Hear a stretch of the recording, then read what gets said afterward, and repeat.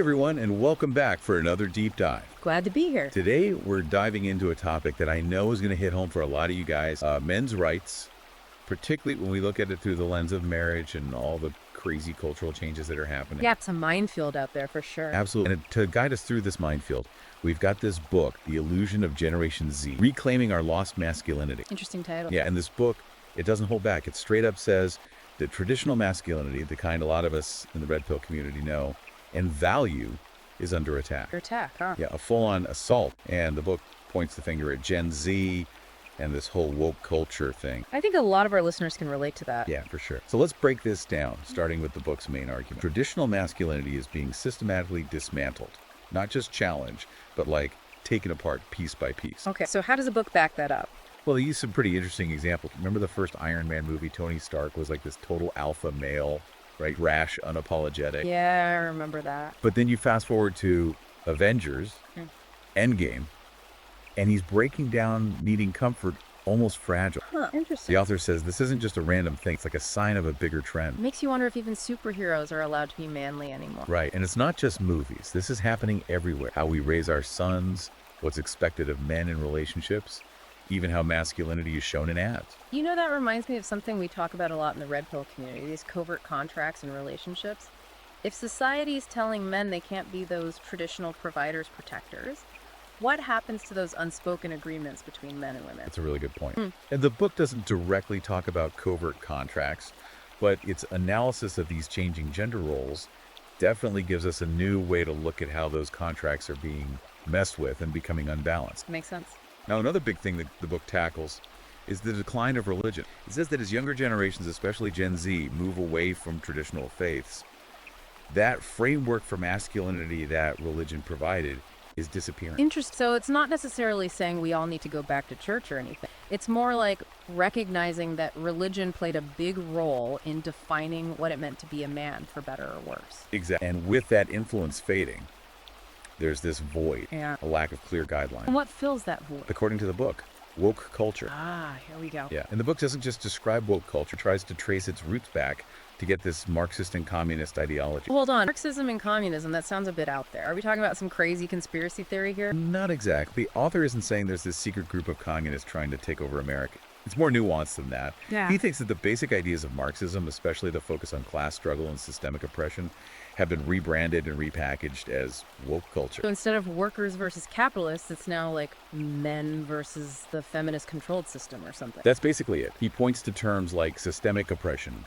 and intersectionality, which, to be fair, are complex and often misused. The author argues that while these terms might have come from legitimate academic discussions, they've been weaponized by woke culture to create this narrative of perpetual victimhood and to demonize traditional power structures. So it's like they're taking these academic ideas and twisting them to fit their agenda. Exactly. And he says this woke culture isn't just floating around in the ether, it's being actively promoted and enforced by institutions like the media, education, even our legal system. So give me some examples. How is it actually playing out?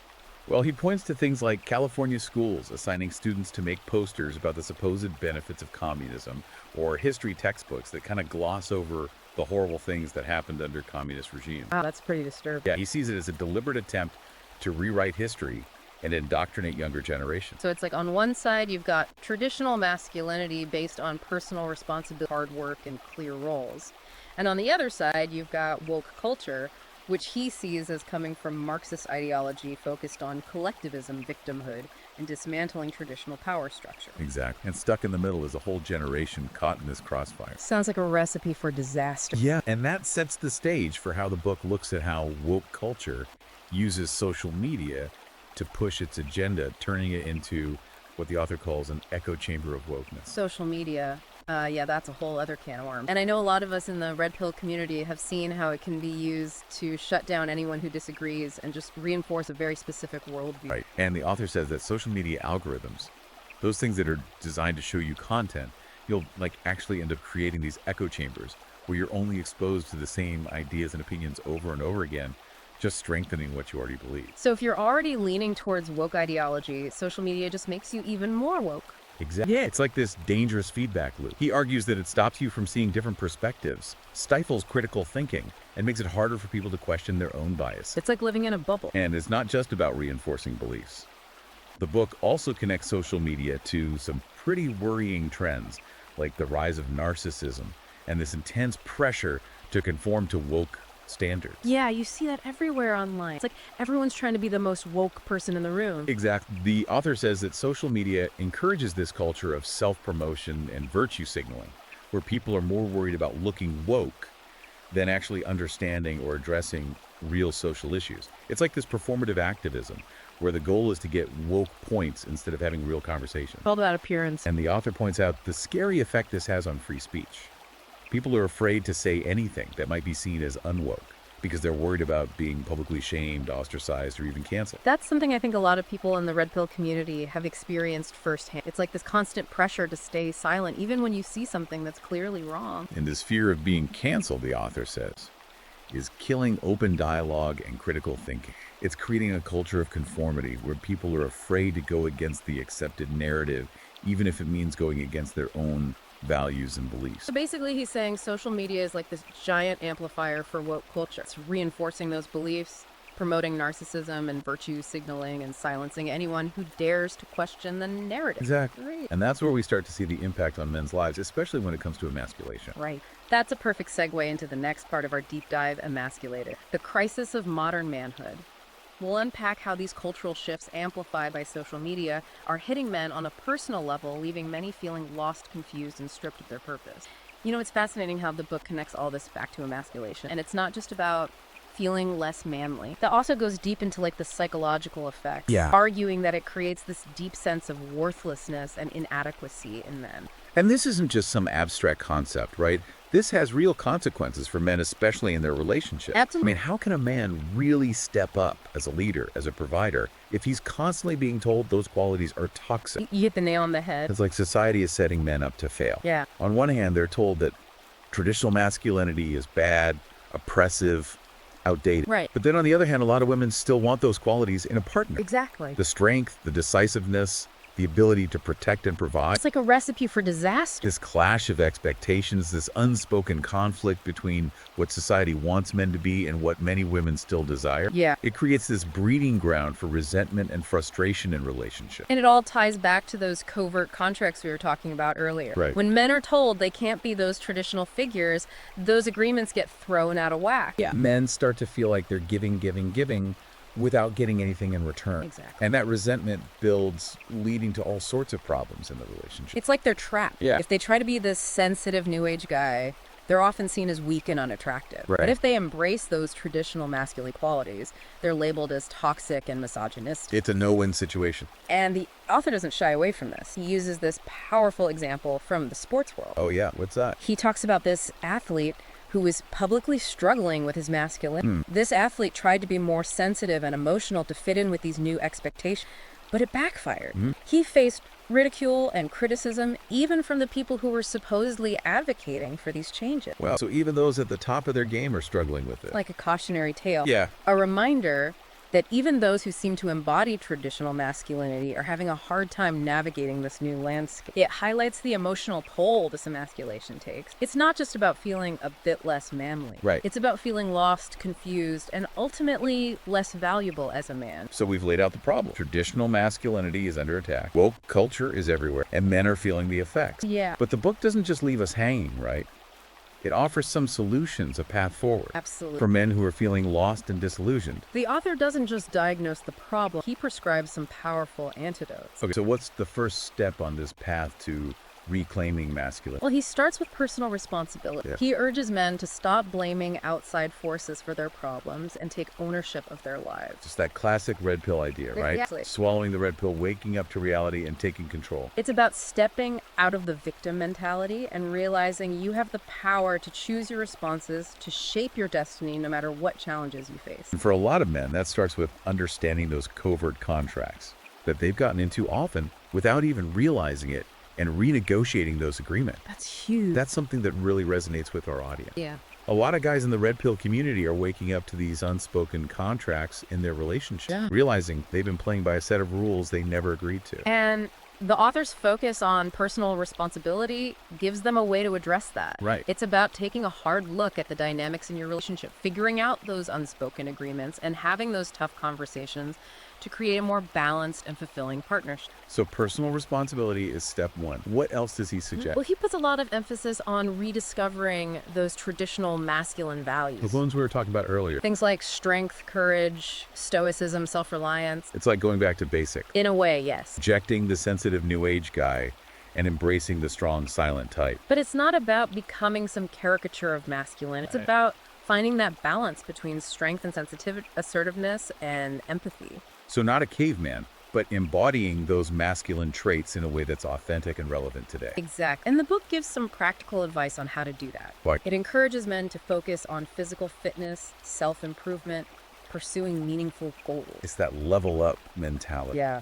It's so big in the red pill community. Constantly striving to improve yourself physically, mentally, emotionally. He's saying that by investing in yourself, becoming the best version of yourself, you naturally exude confidence and attract respect. And that can change the dynamics in your relationship, Absolutely. allowing you to show up in a more authentic and empowered way. It's about taking control of your life, your destiny, your masculinity, and not letting society tell you who you should be. And that leads into the author's next point, finding your purpose. Right. He says men need something bigger than themselves to strive for. A mission that gives their life meaning and direction. Exactly. Especially in today's world where traditional roles are blurred and society isn't giving men a clear path. It's like they're told to figure it out on their own, but without any guidance. That's why this idea of finding your purpose is so important. Yeah. He argues it's the antidote to emasculation. It's about figuring out what truly drives you, what makes you feel alive, and going after that with passion and dedication. So it's not about waiting for society to hand you a purpose. It's about taking ownership,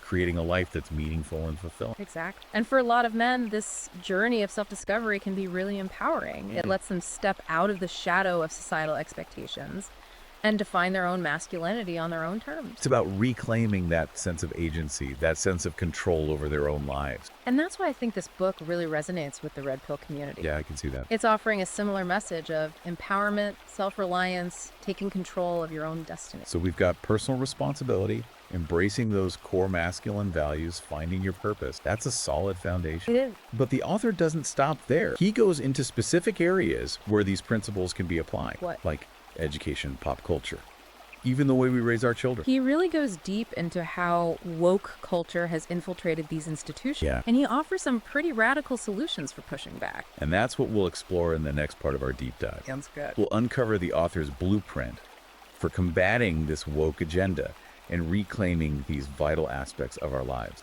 So we talked about personal responsibility, reclaiming those masculine values, finding your purpose. Yeah. But the author takes it a step further, right? He digs into how we can actually fight back against this woke agenda on a bigger scale. Right. Starting with something that I think hits home for a lot of us, how we raise the next generation. And he calls out this thing he calls the participation trophy syndrome. Yeah. This idea that we're so busy protecting kids from failure, from discomfort, that we're actually doing them a disservice. It's like we've gone overboard with the whole safe space mentality. Yeah. We're trying to create this perfect world for kids, free from any risk or hardship, But the author says this is making them weaker. less prepared for the real world. Exactly. If you're always shielded from discomfort, you never learn how to cope. You never develop that grit, that resilience to overcome obstacles. And then when they finally do face challenges as adults, All apart. it's like we're setting them up for a rude awakening. Right. They go out into the world expecting everyone to be nice and to get rewarded just for showing up. And then reality hits them hard. And the author argues that this is especially bad for boys. He thinks boys need those challenges, those opportunities to test their limits,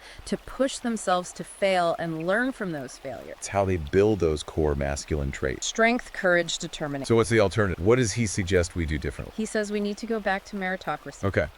Ditch the participation trophy, stop rewarding mediocrity, and start teaching kids that success is earned, not given. It's about teaching them the value of hard work, perseverance, delayed gratification. And it's not just about winning or losing. Yeah, it's about building character. Developing those inner qualities that will help them throughout their lives. Exactly. And he uses some really interesting examples to prove his point. Like what? He talks about Michael Jordan getting cut from his high school basketball team. Oh, yeah. And J.K. Rowling facing tons of rejections for her Harry Potter books. Wow. He's saying those setbacks, those failures were actually crucial to their success. It shows that adversity can make you stronger. It can forge those qualities of resilience and determination that you need to achieve anything worthwhile. And it ties back to reclaiming masculinity. Right. It's about teaching boys that it's okay to struggle, it's okay to fail, as long as they learn from it and keep going. It's about giving them that sense of agency, that belief that they have the power to create their own destiny. Okay, so we need to rethink how we raise our kids, how we prepare them for the real world. But the author doesn't stop there.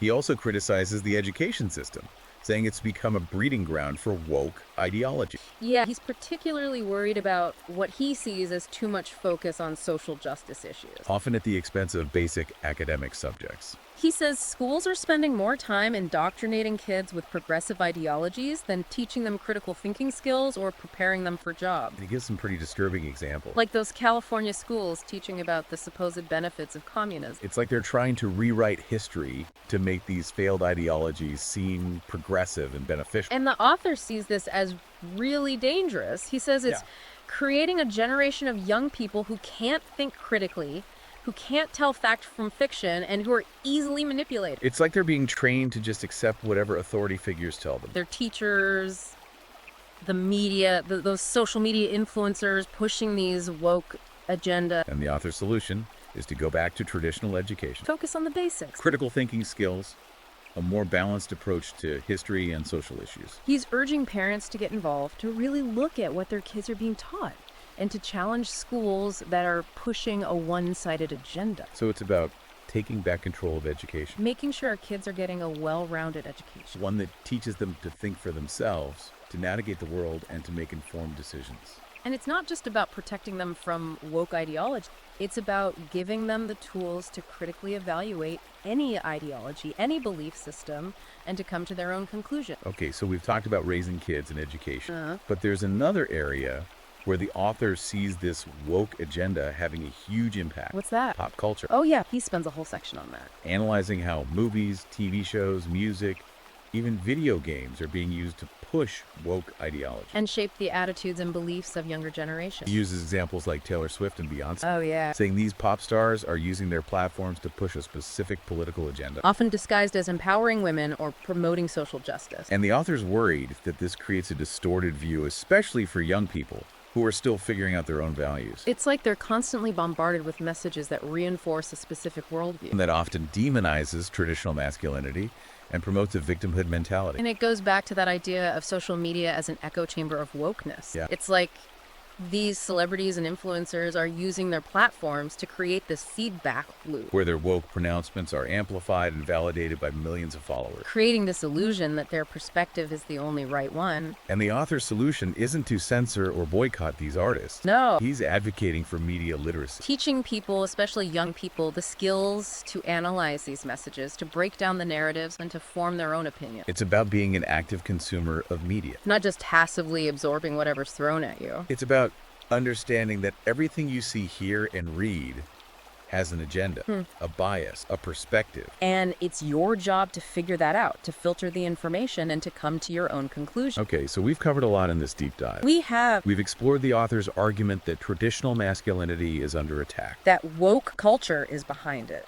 and that this agenda is being spread through things like education, pop culture, and social media. But the book isn't all doom and gloom. No, it offers a way forward. The solutions for men who are ready to reclaim their masculinity and fight back against these harmful trends. And it's a message that I think is really powerful and relevant for our audience. Especially those in the married red pill community. The authors focus on personal responsibility, embracing those core masculine values, finding your purpose, taking a proactive approach to raising kids, educating yourself, engaging with media. It all fits perfectly with the red pill philosophy. It's about taking control of your life, your relationships, your future. It's about rejecting the narratives that are being forced on you and creating your own path. If you're ready to take that journey, I highly recommend checking out The Illusion of Generation Z, Reclaiming Our Lost Masculinity. It's a really thought-provoking book that will challenge your assumptions, validate your experiences, and give you a roadmap for navigating this crazy cultural landscape. You can find it on Amazon Kindle and Google Play Books. Go check it out. And remember,